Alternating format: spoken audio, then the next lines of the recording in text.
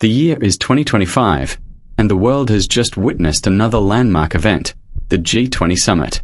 Leaders from the world's 20 largest economies gathered in Rio de Janeiro, Brazil, not only to discuss trade, climate, and technology, but also one of the most pressing challenges of our time, global immigration.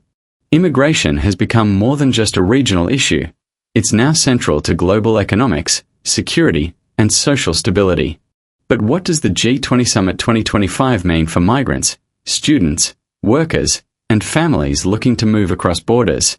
Stay tuned, because in this video, we will break down the key outcomes, hidden meanings, and future possibilities from this summit, and how they could affect you, your family, and millions of migrants worldwide.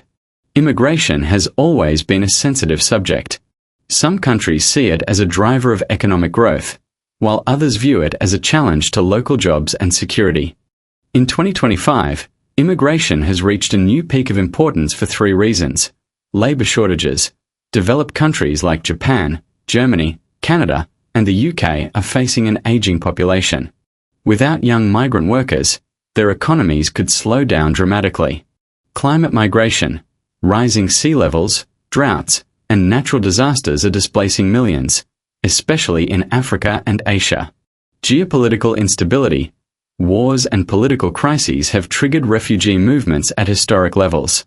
For these reasons, immigration took center stage at the G20 2025 discussions, with leaders realizing it's no longer just a domestic issue, but a global priority. During the closed-door sessions, leaders debated how to create a fair, sustainable, and humane global immigration system. Key talking points included standardizing work visas. Some G20 nations proposed a framework for mutual recognition of skilled visas, meaning a doctor, engineer, or IT professional approved in one country could have faster access to work in another. Student mobility programs. Countries like Australia, Canada, and the UK pushed for more student exchange and mobility agreements, making it easier for international students to study and work abroad. Refugee protection. Humanitarian agencies urged nations to adopt minimum refugee resettlement quotas to share the global responsibility more fairly. Digital immigration systems. Tech-driven nations discussed AI-powered immigration platforms to speed up applications and prevent fraud. These discussions show that immigration is now seen as a shared responsibility, not just a national headache. If you are a skilled worker looking to move abroad, the G20 Summit outcomes could be game-changing. New salary threshold rules. Countries like the UK and Canada discussed lowering barriers for industries facing labor shortages, including healthcare, construction, and technology. Fast-track pathways. Talks about creating fast-track migration routes for sectors that are critical for economic stability. Recognition of qualifications. Engineers, doctors, nurses, and IT experts may find it easier to get their qualifications recognized across multiple G20 nations. This could mean fewer delays, reduced paperwork, and more opportunities for migrants to move where jobs are available. Education was another key focus. Millions of students dream of studying abroad, but rising costs and strict visa rules have created barriers.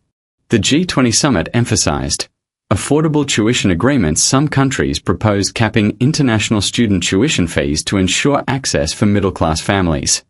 Work-study balance. Leaders agreed that international students should have fair chances to work part-time during their studies and gain work experience after graduation. Scholarship funds. A joint initiative to create a G20 education fund for students from developing countries may soon take shape. This could open doors for students who previously could not afford higher education in top universities. No immigration conversation is complete without addressing refugees. At G20 2025, leaders pledged to increase resettlement quotas so that the burden is not only carried by neighboring countries, provide financial support to refugee-hosting nations in Africa, the Middle East, and South Asia, improve human rights standards to ensure refugees are treated with dignity and safety. This is especially important given the rising number of climate refugees, with projections that by 2050, over 200 million people could be displaced due to environmental changes. Of course, not everyone agreed. Some countries, especially in Europe, argued that large-scale migration could put pressure on public services. Others, like the US and Australia, raised concerns about border security and illegal migration. Developing countries warned that too much focus on immigration could result in brain drain, where the best talent leaves their home country permanently. Critics also argued that while leaders made promises on stage, implementation at home might look very different due to domestic politics. For nations in Africa, Asia, and Latin America, the G20 Summit carried special meaning. They called for fairer treatment of migrant workers, who often face exploitation abroad.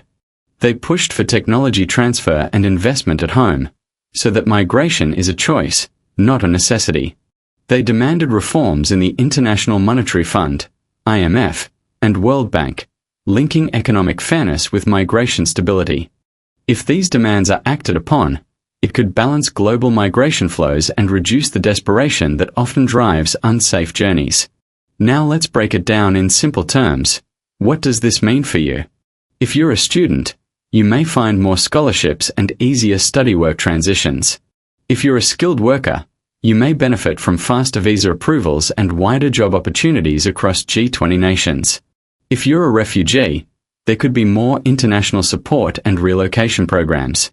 If you're a family member of a migrant, family reunification pathways might become easier as nations work to create standardized systems. But remember, these are proposals and commitments, not final laws yet. Real change will take time, and much will depend on domestic politics in each G20 country. Immigration is no longer just about people moving. It's about global power and influence. Countries that attract top talent will lead in technology, innovation, and growth. Nations with strict barriers may struggle with aging populations and economic decline. The balance of migration policies could even shape alliances, trade deals, and geopolitical rivalries. In fact, some analysts believe that immigration policies may soon become as important as military strength or trade dominance in determining global influence. So what comes next? Policy implementation. Each G20 country will now take these agreements and shape them into national policies. Expect gradual changes starting in late 2025 and 2026. More regional agreements. Europe, Asia, and the Americas may create mini-migration deals under the G20 umbrella.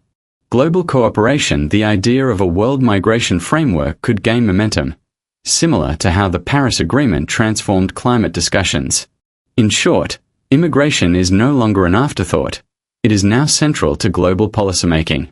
The G20 Summit 2025 has made one thing clear: immigration is the future of global politics. From skilled workers to students, from refugees to families, billions of lives will be affected by the policies that emerge from this summit. But will nations actually follow through on their promises? Will immigration become more open and fair? Or will domestic politics block real change? Only time will tell, but one thing is certain: the world is entering a new era where movement of people is just as important as the movement of goods and money. So, what do you think?